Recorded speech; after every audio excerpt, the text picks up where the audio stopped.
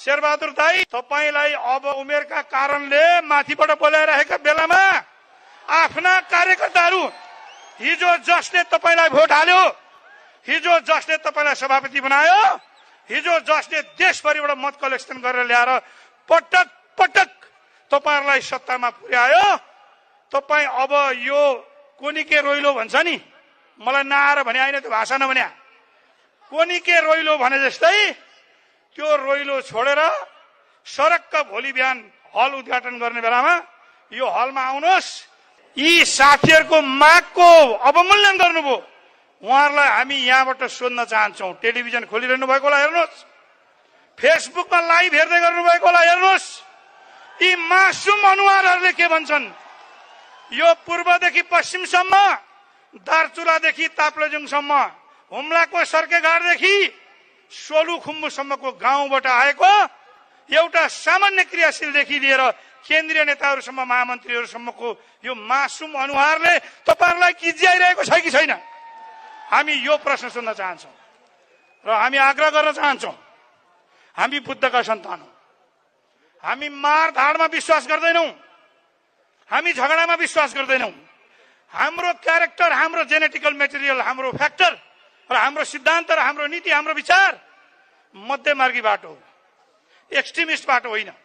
हामी यहाँबाट आग्रह गर्न चाहन्छौं, शेरबहादुर दाई, तपाई एउटा इतिहास बोकेको, एउटा ठूलो इतिहास बोकेको हाम्रो नेता हो। तपाई गाउँबाट आउनुभएको नेता हो, 80 कटिसक्नुभयो। मेरो पिताजीको उमेर तुल्य हुनुहुन्छ, मेरो पिता समान हुनुहुन्छ।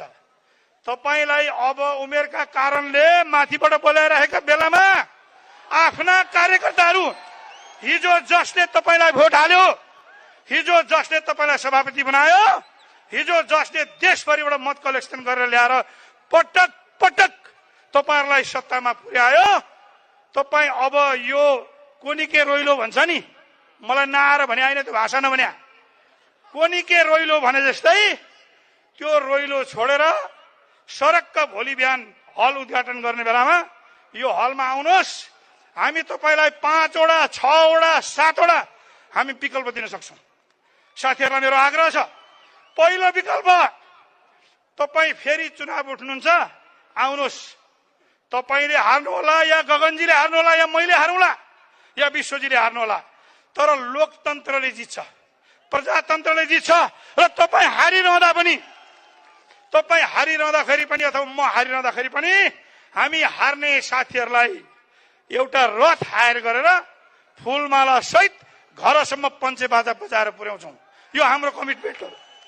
अब तपाईलाई त्यो मन पर्दैन भने अथवा तपाईलाई त्यो साहस छैन भने अब हामी मल्टिपल विकल्पहरू दिन सक्छौं। विश्वप्रकाशजीले परबाट आँखा कड्किनु भयो, मैले छुट्याउने कुरो बुझे।